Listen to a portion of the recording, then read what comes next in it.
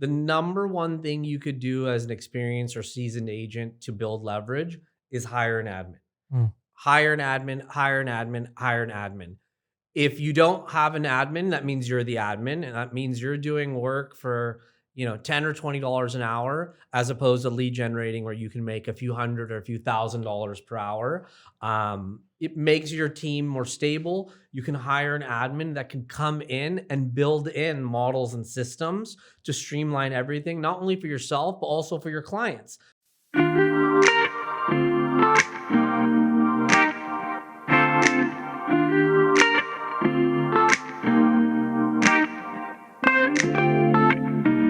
Today on the Whissel Way Podcast, we're talking about something that literally anyone and everyone can do better in their life and in their business. And that's really talking about leverage and how we can use that at all stages, specifically in our business today, how we can utilize leverage, why it's so important, and anyone from new agents to experienced agents to brokers, owners, some tips and tricks on how they can leverage their time, their energy, their resources better to help them be more successful, more profitable, have a better balance, kind of all of that in a whole. Today, I'm joined with my good friend, Mayur.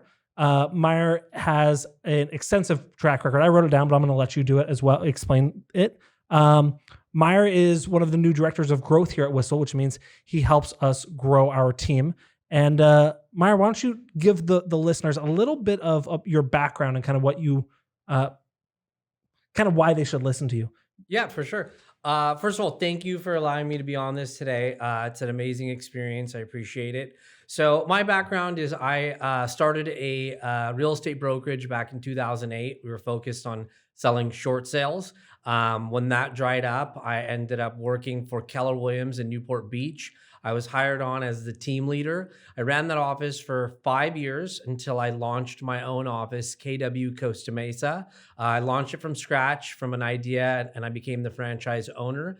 Had that office up to about 300 agents, sold it in 2019, and then moved over to EXP in January of 2020.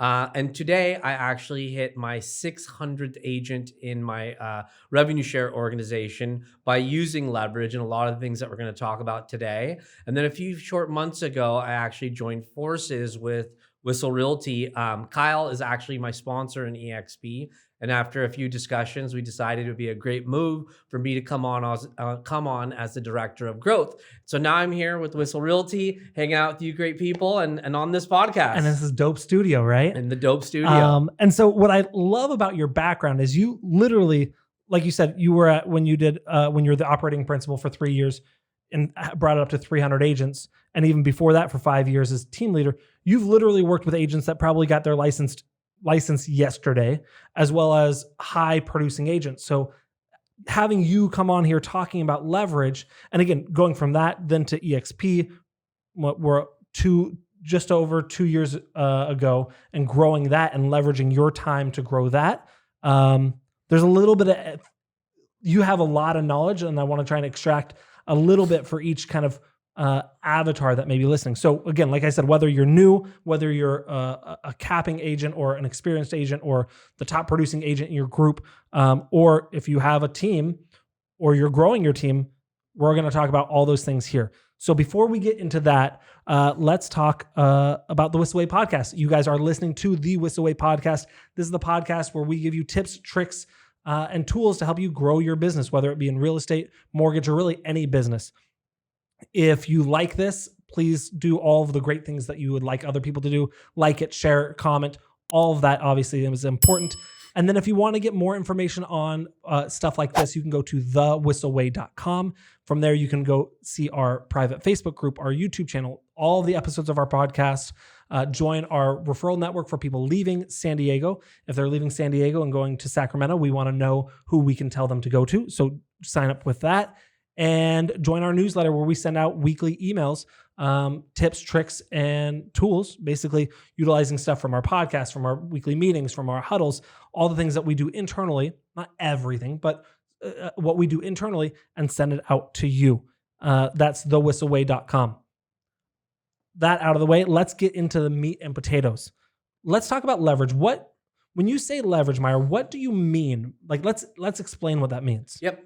So when I'm talking about leverage, what I want everyone out there to hear is that you should try to leverage everything that you can to buy your time back.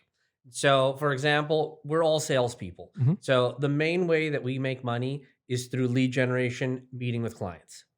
Everything else in between, putting up signs for an open That was house, the first one I was going to say. putting up signs for an open house, ordering food for an open house, doing the paperwork, not using a transaction coordinator. Everything that can be done by somebody else can and should be leveraged because you need to spend your time and energy focusing on getting new business and closing business. And this doesn't only this does not only pertain to your real estate business. So I'll give you an example. If you're mowing your lawn in the morning and then cleaning your pool and then, even making your own food, those are all things that could be leveraged to buy your time back. And your time as a real estate agent can be much, much higher on the ROI if you spend it in activities that are going to pay you more than, let's say, mowing your own lawn. So when I say leverage everything, I mean leverage everything that you can. So I need to make sure I send this to my mom and let her know I'm not lazy. I'm leveraging. You're leveraging, yes. I have someone that mows my lawn. I remember the first time I hired a cleaning lady, my mom was like, wow, that's going to save you so much time. I said, no, because I just don't do the cleaning. So it's actually going to get my house clean as opposed to me not doing it. But yeah, 100%. And I like some of the things you said, and I'm going to bring this back again to me because it's my podcast. I'm just kidding. But I remember my dad had his license. He did a couple transactions here and there. He did mostly property management, but he had his license. And at one point he was like, oh, I got a new a listing. And I said, who are you going to use for transaction? I think he was complaining about the paperwork. I'm like, Dad, don't do the paperwork. He's like, yeah, I could do it. I'm like, I know, but we have people that can do it. This is literally, they do all day, every day. They're better at it than you are. They're faster at it than you are. And it's not, again, in the realm of things, it doesn't cost you anywhere near what it costs you for your time and your energy and your mindset. Like if there's things you're doing that you absolutely hate doing, but you're like, oh, I hate doing my photos for my properties. Like you absolutely should not. And also keep in mind, there's always somebody better at it than you. 100%. And so transaction coordinators, they are very good at dotting the I's and crossing the T's and harassing the clients and everybody else. Things that spend a lot of time and energy on that you may not be best suited for, because I haven't seen a whole lot of real estate agents that are great with patience. And so that is a play of patience and getting somebody that's better at it than you. Personally, I've never done the paperwork on a real estate transaction, and I've overseen billions and billions of dollars because I always leverage it to somebody else. I mean, same thing, and I don't want to belabor this point too much, but same thing like when you go to a doctor's appointment to get a neurological scan, they're not checking you in and saying, oh, let me call your insurance and make sure that this is no. They have a series of people that are all qualified to do what it takes. Exactly. And so it's less expensive because they're not spending their time. And they're way better. I guarantee you, if you get a doctor my aunt who lives with me calls insurances and checks in.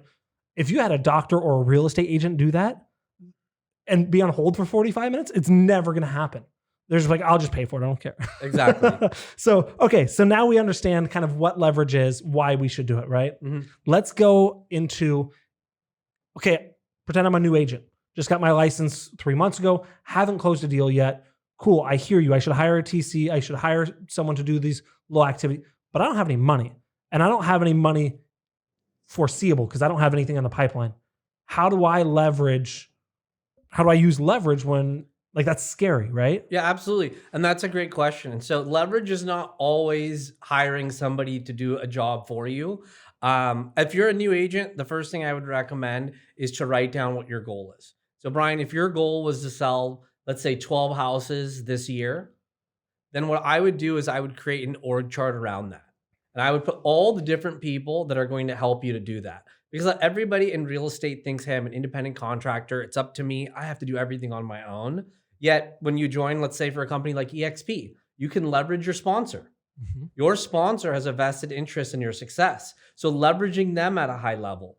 Leveraging your mentor. All new agents get a mentor in real estate. That's pretty much mandatory at every brokerage. So leveraging the relationship you have with your mentor. maybe getting a coach. It may be a little premature for some newer agents, but if they were smart and they were able to figure out a way to get into coaching, that would help them as well. So leveraging people that already have a vested interest in your success at a higher level. And if I could tell you how many times I've talked to new agents that said, hey, I have a problem or a question, and they don't reach out to these people, I'm just like, why? They get paid when you do deals and you're not asking them, and now you're not going to do a deal. So leveraging the people that you already have around you and creating an org chart around it. And I'm going to add a few more. Leverage your lender. Leverage your lender, exactly. I can't tell you how many lenders would beg to work with someone that has a deal. Again, think about if you could get, as a real estate agent, if you can get an investor that they just started, but then is going to do 12 deals a year and you're their person. I mean, if you're really struggling as a new agent, call up a dozen lenders. They'll take you out to meals all week. You'll have the whole month of meals taken care of because they'll take you out to lunch. Then in 2 weeks, they'll take you out to dinner. You got happy hour. So leverage your lender, title company, escrow company. If you don't know, very easy. Just like you would on Facebook if you're looking for a gardener. Hey, I'm looking to partner with a lender. Who do you know? If you post that in a real estate group for San Diego, or like if you post in a Facebook group, I'm looking for a real estate agent. They'll be jumping out of the water. Oh my God. Yeah. So lenders, escrow, title. And you could also leverage your lender to help cover some of the expenses that you as a new agent can't cover. 100%. Such as an open house, sending out, marketing pieces. They love to co-brand. There's two sides of a postcard. You don't need to be on both, and you don't need to pay for it all. You could also use this script with a lender for a new agent. Say, hey, I'm excited to work in your area. Do you have any pre-qualifications of clients that are looking for homes? I specialize in this area, and I'd love to talk to your pre-qualified buyers. The lender doesn't make any money until they purchase a home. And our job is to find them a home that they love and that they're going to like. It's actually our fiduciary duty. And so that's a different way that you could leverage that relationship as well. What? That was gold. I have a feeling a bunch of lenders are going to get called up and like, why? You have the third call I've had like this. What's going on? I love that. Okay. So build out an org chart. This is something that we have done in an EOS as well, entrepreneurial organizational system. It's how we've restructured our business. And what they said, how we built this out is they said, with this org chart, every position needs to have a name and they're like top 3 jobs. And there can only be one name in that position. So if you have database manager, you can't say, oh, well, that's Aaron and that's Tom. No. You can have 2 database managers. One is Aaron and one is Tom. But you build out your org chart of everything you need. And what you do is then you put the names of the people that are doing those jobs. And it could be, these aren't the names of the people that you're paying. But again, it could be your lender can help. It can be your title person. It could be the manager in your office. It could be the broker. It could be the owner. And likely when you first start and when you build this out, your name is probably going to be in every seat. Let me tell you a great story around that. Yeah. So when I was the operating principal of KW Costa Mesa, so I was the owner of that office. We had 300 agents. Very rarely would new agents come and ask me questions. I actually had one that came up to me and said, hey, I'd love to take you out to lunch and pick your brain as a new agent. They leverage me as the owner and my 2 decades of experience in real estate and all my connections just by simply asking me, hey, I'd love to pick your brain for a couple hours over lunch. And so you could go, really wide and deep for the amount of people in your org chart that can help you. 100%. And I love that. And it's not going to be 100% yes rate. But again, if you ask 5 people, it's five questions. It's very easy. And one of them says yes. And then now every time I have a question, I'll be like, hey, Mayur, who should I reach out for an attorney for this? And you're like, this person. Like, it doesn't take much of your time, but now we've built that relationship. Phenomenal. And like I said, it's probably going to be your name in a lot of those seats. But then as you grow, as you get business, you can say, okay, the first person I'm hiring is a TC because I hate this. I'm bad at it. And I need it fast. So boom, TC. Exactly. Love that. And you also don't have to hire people full time. There's companies you can use to VAs, TaskRabbit. There's all types of different. I love that. Okay. So I think that was a lot of good tips for a new agent. Let's move on to an experienced agent. This is an agent that's done a good amount. It's hard to say because in San Diego, 12 deals a year is great. In Nebraska, it's like, Yeah. have you woken up this morning? I did 12 deals yesterday, right? But a good amount of deals. They've been in the business for a while. They've got kind of some routines down. Maybe they have some hires. How do they? What are some tips for them to leverage? The number one thing you could do as an experienced or seasoned agent to build leverage is hire an admin. Hire an admin, hire an admin, hire an admin. If you don't have an admin, that means you're the admin, and that means you're doing work for, $10 or $20 an hour, as opposed to lead generating where you can make a few hundred or a few $1,000s per hour. It makes your team more stable. You can hire an admin that can come in and build in models and systems to streamline everything, not only for yourself, but also for your clients. So your clients get a better level of service, which is why they're choosing you, which is how you're going to get repeat business, which is how you're going to get better ROI. Yeah, I mean, think about it. We've grown and grown and grown. We have a team that does this now for all our agents. But think about if you were using your admin to schedule showings and to say, okay, these are the 5 houses I want to see. This is the order it needs to be in to be the most efficient. This is, this one won't allow us to do it this time. So doing all that, confirming the showings, it's going to take you hours and following up and wait. Oh, no, they said they can't do 1 o'clock and hours. Or so what's your time more valuable? Doing that or going to a networking meeting? Doing that or prospecting? Doing that or following up on your leads? Like those are the things that your agent can't do, your admin can't do. The prospecting, the networking, the business to business, taking people out to lunch. Your admin can't build your personal relationships. They can do everything else they can do. Scheduling your showings, putting out signs, running social media stuff, TCing files. Like you're going to want to find someone that can be a little bit of everything. And again, then you have your org chart. You already built that out. And now on the full right side of where you had, this person schedules showings, now you fill their name into that org chart. And when they get busy or when they master that, they take over other things. Or when they get up capacity, then you know where to fill in. Exactly. I love that.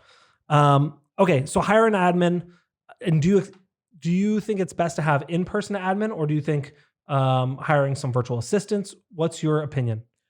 Personally, I think in-person is the best. Okay. There's a lot of activities that an admin could do virtually, but there's a lot of activities that they need to be there physically, like cleaning the office, being a runner, getting coffee, putting out signs, greeting clients when they come into the office. A virtual can't do a lot of those things. Yeah, we just put them on a TV screen and we'll just drive them around. Right. And so if we recommend that your admin over time should get their own VAs to handle tasks that they don't want to do or that somebody else could do, much cheaper and much quicker. So the leverage doesn't only extend to you as the manager, the owner, the team leader. It extends to your people as well. You guys have a ton of VAs that help your staff as well, right? 100%. So it just makes it more of a streamlined process, but your first hire should be an in-person admin, in my opinion. And is that before you get a buyer's agent? Absolutely. Okay. If you get a buyer's agent before you get an admin, then you're the admin for yourself and for your buyer's agent. Oh, good. Double admin work. That's what every agent wants to do.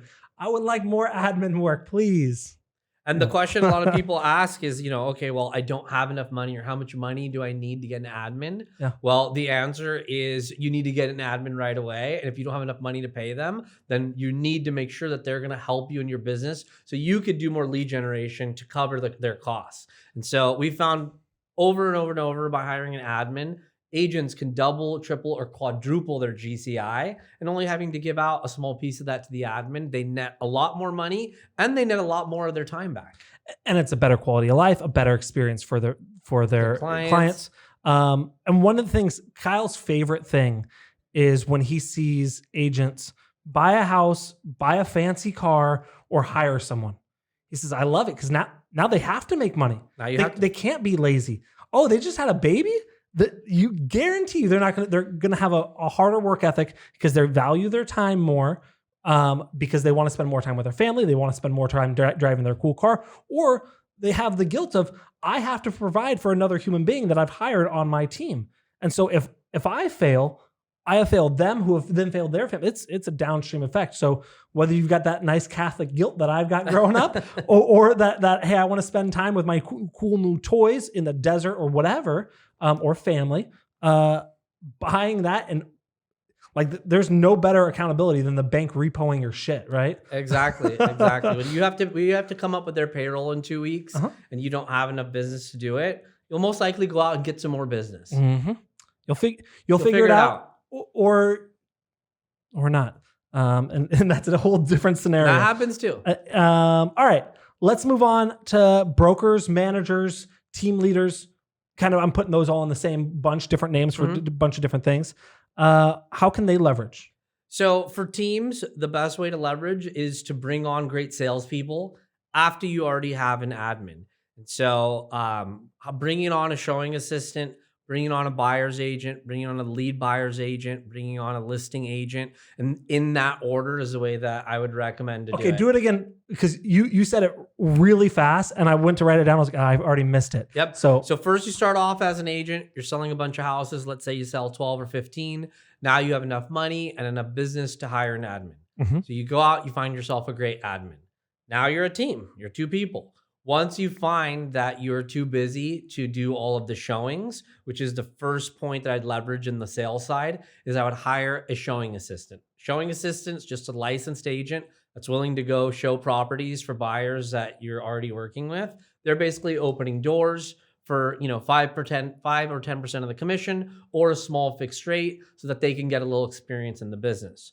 Once that showing assistant has done 10 or 20 showings of close and their experience, I would graduate them into a buyer's agent. And then they would go ahead and start meeting with clients, negotiating with them, and then leveraging the showings to their own showing assistant. Eventually, that buyer's agent would graduate to becoming the lead buyer's agent, to hire multiple buyer's agents depending on how many buyer leads you have. And then that lead buyer's agent would end up being your listing agent. And then you would be the CEO of your business, and they would be the listing agent. You would have a buyer's agent with a team of buyer's agents underneath them and some showing assistants. And your admin would be overseeing everything, sending the direct reports to you. So good. That's so good. One thing I want to poke a small hole in there is, not always will your showing assistant go to graduate all the way up this ladder to your listing agent. They may want to stay showing agent. They may want to just be a buyer's agent. Because they may be, we've had agents on our team phenomenal with buyers, but they don't want to manage agents. They don't want the high D personalities of a lot of listings. I just want to show people buyers. It fills my cup. It's more work, but then I get to see this family move into a home. I get to see this military person, transitions into their next place. Like that fills their cup. Absolutely. I've seen $1 million buyers agents. They're making $1 million a year, and they're as happy as can be. And so whatever role they want to stay in your organization, keep them in it, keep them happy, make sure they have great leads, make sure your admin's supporting them. And so they don't necessarily have to graduate up, but those are the positions in your company that will end up graduating for you. You're going to need to find somebody amazing to fill them. My widget of the week, I'm going to tease it now, and I'll talk about it in a little bit. It's called GWC, and it's what we use here, part of EOS, and it's going to help you figure out where the people need to be, and if they're the right person. But we'll talk about it more. But GWC, that's my widget of the week. GWC, got it. Do you know what it is? Don't say it. If no you know. idea. Okay, good. Okay, so brokers, managers, teams, they leverage other people below them. Now, when do you hire more admin or a TC specifically, or when does that grow? Because we talked about agents, and obviously you have an admin for you, and then as you grow, a showing assistant, a buyer's agent, lead buyer's agent, so you have multiple. I mean, you got a team of 6, 7, 8, 10. Probably one admin is not going to be able to do all of that work. It depends on the team structure. There's no there's no number at that, at 42 sales, we need to hire a second person. But I want that number. Just tell me the number. Well, when people are working full time and they can't handle their workload, at that point, we recommend that the admin takes on VAs to cover a lot of their tasks. I've seen teams with one or two salespeople and an admin selling $200 million in real estate a year, keeping it really nice and tight. So there's no number. When they need help, they should go out and hire help. And then one more thing I wanted to add in. So we kind of grouped in teams, but for brokers and managers, what I would recommend for their leverage point is to leverage a more powerful business model like EXP. I was a broker, owner, manager for many, many years, and just found that EXP was a much better model to run my business. When I ran my business, I was in charge of everything. I was in charge of the HR. I was in charge of the marketing. I was in charge of coming up with technology. I was in charge of growth, recruiting, coaching, everything. And I was liable for everything as well. That was Kyle's number one. He was in charge of when we got sued or when an agent did something stupid and got sued. Yep. He's like, this is stupid. A week before I sold my office, I got a lawsuit in the mail. And it was from two agents in the office that did something stupid, had nothing to do with real estate or selling a home or anything. It was just two people in the office that ended up doing something they shouldn't have. And one of them felt that it was the fault of the office that the other agent was there. And they sued us, and we actually had to settle. Our attorney advised us that it's much cheaper to settle with them in a 5-figure settlement than it was to go to court. And so that took a big ding on the office, on the finances, on my personal finances, which is when I realized, wow, I do not want to hold or handle the liability for a single real estate transaction ever again. And when I joined EXP, I was able to double the size of my office through my revenue share organization, take off 10 of the hats that I was doing, and I got to leverage those out, and I'm not liable for anything. Yeah. Yeah, and that's phenomenal. And if you're in a position where you think, how do I say this? If you're in a position that you think, hey, maybe there's something better out there, take a look around, right? And what I think is great is when you're looking around and you can say, oh, brokerage or team or what, and this is for anyone. If you're a broker owner, if you're a team agent, there's no fault in looking at what else is out there. And our team has become much better because of that. So someone tries to recruit our team member and they say they can do that. Oh, we can do that. That's easy. That's 3 steps done. You have it. And so it makes our team better. And it can make your team better. Or you can say, hey, this is something that based on the model, based on the team, based on the group or the company, it's completely counterintuitive to how they build things. Being able to switch this is not going to be a light switch. And that's when you can start looking at other options. Yeah. And, just to let you know, and for our audience out there, before I joined EXP, I interviewed with 10 of the largest brokerages in the United States. So I didn't look at one opportunity. I looked at all of them. Yeah. And then I was able to make the best educated decision for my future and my family's future. But definitely, if you're not happy where you're at, if you have a ceiling on your growth, your income, your leverage, anything at all, there's other opportunities that are right across the street, literally for you that you can come in and check out. Speaking of literally, we have on this street, we have 2 other agents, and one of them just joined with us because I saw her signs. She came up, and it was really funny because I have the same philosophy, and then we'll get to our widget of the week. But she's like, yeah, I saw you build out this office, and it's beautiful, and I was pissed and I hated it. And so I said, I'm going to join. If you can't beat them, join them. I love it. All right. So before we get into the Whissel widget of the week, if you guys enjoyed this, if you saw value, if you got some takeaways, let us know in the comments. Let us know in a review. That would mean the world to us. Just like you ask, beg, plead for your clients to leave you a review, because the word of mouth helps grow your business. Writing a review or sharing this with someone that you know will absolutely help grow our audience and will help us continue to do more and more and more like this. I don't know if you know, but we look exactly what does well, and we bring on people or we bring up subjects to talk specifically about what you guys like to see. So let us know in the comments, anywhere you're seeing this, what you liked, what you didn't, so we can tweak this and make it better for you. Again, don't forget to go to thewhisselway.com. From there, you can join our Facebook group, learn more about our podcast, our YouTube channel, our outbound referral system. You can ask a question. You can learn more about ways to get inbound referrals, the strategy Kyle and I have been using for 8 years of how to build inbound referrals by utilizing your community and actually creating cool content that your community actually wants to see. That's called our Media Mayor Mastermind course. You can learn about that and you can ask a question. I think there's one more. Oh, you can join our newsletter. That website's getting busy. I got to redesign that. That's busy. Yeah. But I like it. So that's all there. Let's break into our Whissel widget of the week. This is something that we use in our business, in our life, something that saves us time, makes us money, helps us have more fun, or maybe even as kind of a secret weapon. And so I know you have one. I have one. Who would you like to go first? You go first. All right. So I teased this earlier in the episode. I talked about GWC, and this is something that we learned from the EOS system. And I think they actually call it's part of the people analyzer. And basically saying, does this person, we talked about this earlier in the episode when we said hiring a showing assistant, graduating to a buyer's agent, graduating to a lead buyer's agent, graduating them to a listing agent.